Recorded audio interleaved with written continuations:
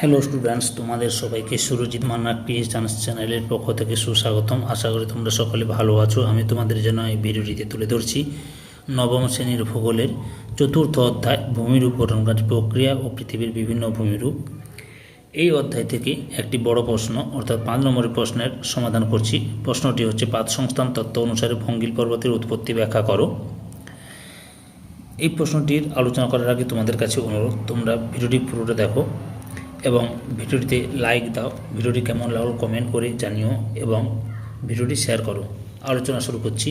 প্রশ্নটি হলো, পাত সংস্থার তত্ত্ব অনুসারে ভঙ্গিল পর্বতের উৎপত্তি ব্যাখ্যা করো। উত্তর, ভূবিজ্ঞানী জি.টি. উইলসন 1965 খ্রিস্টাব্দে প্রথম পাত শব্দটি ব্যবহার করেন।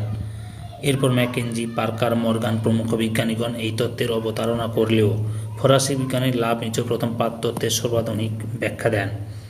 পাত সংস্থান তত্ত্ব অনুসারে ভঙ্গিল পর্বতের উৎপত্তি। অভিসারী পাত সীমান্তে ভঙ্গিল পর্বতের উত্থান।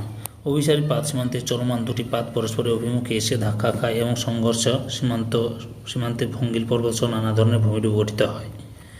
1 নম্বরে মহাদেশীয় পাত হবে পাত সীমান্তে ভঙ্গিল পর্বতের উৎপত্তি। সাধারণত দুটি মহাদেশীয় পাতের মাঝখানে থাকে একটি অপ্রশস্ত ও গভীর সমুদ্র।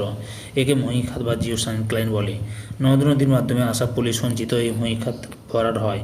এদিকে মহাদেশীয় পাত দুটি যত পরস্পর দিকে এগিয়ে আসে ততই মহীখাত সংকীর্ণ হয় এবং পলিরাশি ভাবচাপ্ত হয়ে উপরে উঠে ভঙ্গিল পর্বত গঠন করে। এই ছবিটি দেখবে, তোমরা এই ছবিটি আঁকার চেষ্টা করবে বা স্ক্রিনশট নিয়ে প্র্যাকটিস করো বারবার।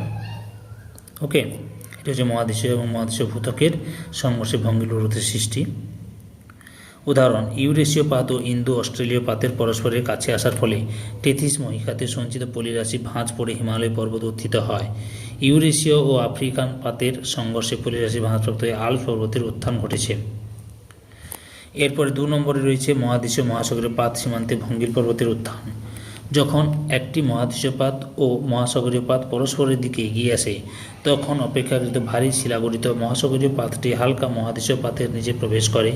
ফলে মহাদেশীয় পাতের প্রান্তে সঞ্চিত পলিরাশি ভাঁজ খেয়ে উপরের দিকে উঠে ভঙ্গিল পর্বতের গঠন করে।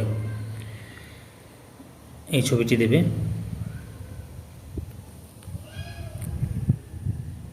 মহাসাগরীয় মহাদেশীয় পাতের সংঘর্ষে ভঙ্গিল পর্বতের উৎপত্তি।